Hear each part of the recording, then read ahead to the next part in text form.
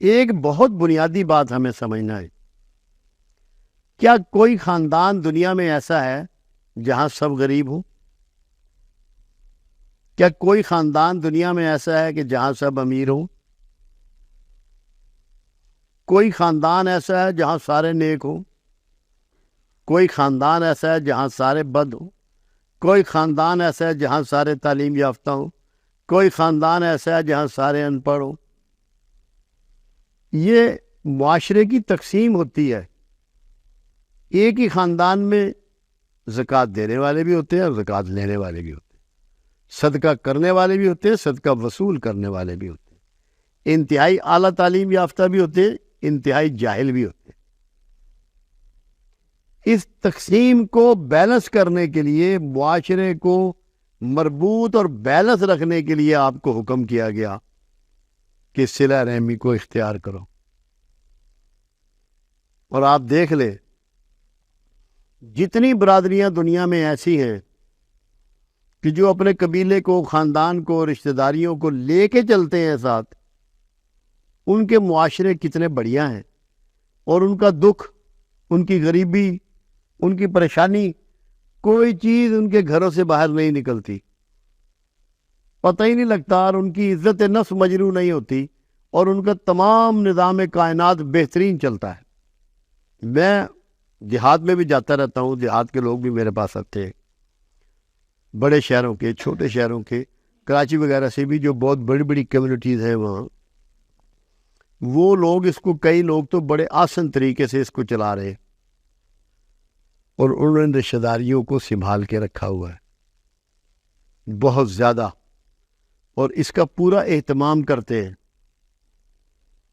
اب زکوٰۃ ہی کا موضوع لے لیں، ماں باپ کے علاوہ آپ سب کو دے سکتے ہیں، والدین کو نہیں دے سکتے، وہ تو آپ کی ڈیوٹی ہے، فرض ہے کہ ان کی ریکھ دیکھ، ان کی سیوا خدمت آپ پر فرض ہے، ان کو آپ زکوٰۃ نہیں دے سکتے۔ تمام رشتہ داروں کو دے سکتے ہیں۔ کیوں یہ کیا؟ تاکہ گھر کے اندر ہی معاملہ ٹھیک ہو جائے، لوگ جو ہے وہ آپ کے برابر آ کھڑے ہوں، ان کے کھانا پینا، کپڑے لباس بہتر ہو جائے، اور باہر بات نہ نکلے، ان کی پردہ داری بھی رہے، ان کی عزت نفس پر کوئی آنچ نہ آئے۔ یہ باتیں ہمیں سوچنی ہے۔ ہم نے کیا کیا؟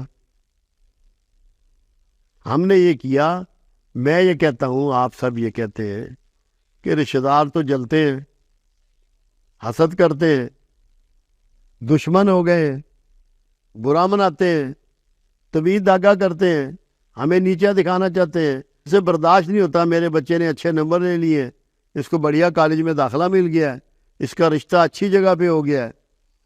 اس طرح کی قباحتیں ہمیں سننے کو ملتی ہیں، اور ہم نے یہ کیا ہے کہ جو تعلقات ہم ذاتی طور پر بناتے ہیں، وہ اسکول اور کالج کے رشتے سے ہو، کہ وہاں نوکری کی ہو یا وہاں تعلیم حاصل کی ہو، محلے داری کا رشتہ ہو، کسی سپورٹس میں اکٹھے کھیلتے رہے ہوں، کسی ادارے میں اکٹھے مسافر ہوں، اس میں کام کرتے رہے ہوں، کئی ٹرینوں میں سفر کرتے رہے ہوں اکٹھے،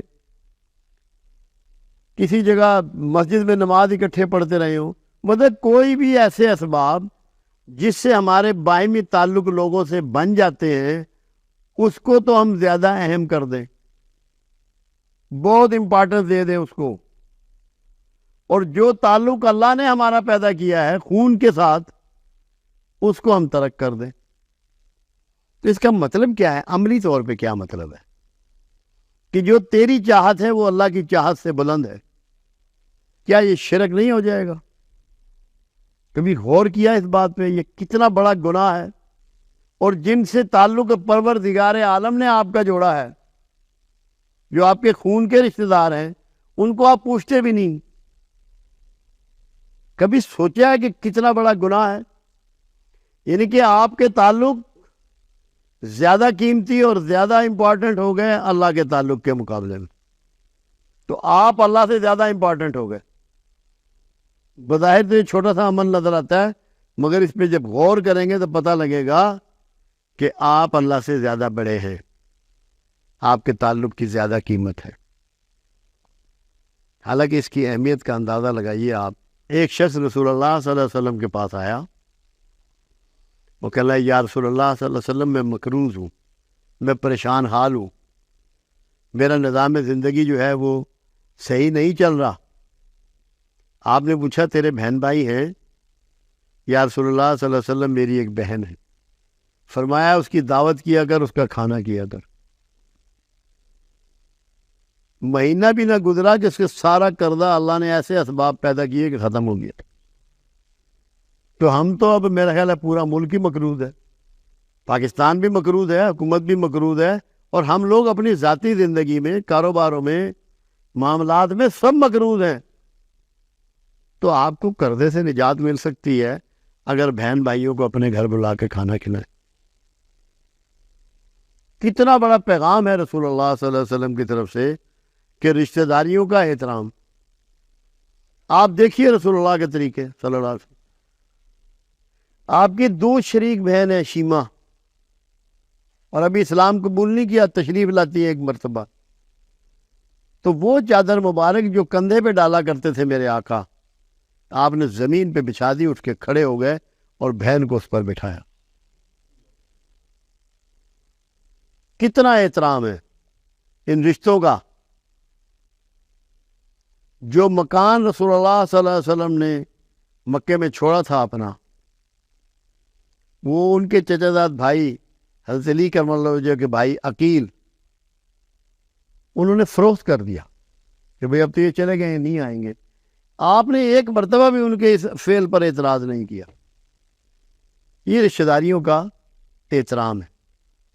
یہ درس دیا، ہمیں سکھایا ہے کہ تم لوگ صلہ رحمی کو سمجھ لو، اس کے مطابق ڈیل کرو، اس کے مطابق تعلقات کو قائم کرو، ایک دوسرے کو دعوت دو، ایک دوسرے کو تحفے دو۔ دیکھو اسی لیے اللہ کے حبیب صلی اللہ علیہ وسلم نے تحفہ جب آپ کو کوئی دے تو انکار کو منع فرمایا۔ انکار مت کرو، اس سے محبت بڑھتی ہے، تعلق بڑھتا ہے، 2 انسان آپس میں قریب آتے ہیں، ایک دوسرے کے ساتھ جڑ جاتے ہیں۔ اور جب کوئی دعوت دے تو دعوت قبول کرو، اس کے یہاں کھانے کو جاؤ، کسی چیز پر معترض مت ہو، تاکہ یہ ریلیشننگ بڑھے اور معاشرہ گلزار بن جائے۔ اگر اس معاشرے میں غصہ ہو، اناد ہو، جھگڑے ہوں، جیسا کہ ہمارے ہاں اکثریت ہو گئی ہے، جتنے بھی میں نے دیکھے ہیں مقدمے چل رہے ہیں، کچہریوں میں بھرے پڑے ہیں، بے شمار مقدمات وہ ہوتے ہیں جو رشتہ داروں کے مابین ہوتے ہیں۔ تو ہمیں جب تک کہ ہم صلہ رحمی کو سمجھیں گے نہیں، اپنائیں گے نہیں، آپ کے معاشرے سے غصہ، ناہمواری، شدت، ناراضگیاں، مقدمے بازی یہ ختم نہیں ہو سکتی۔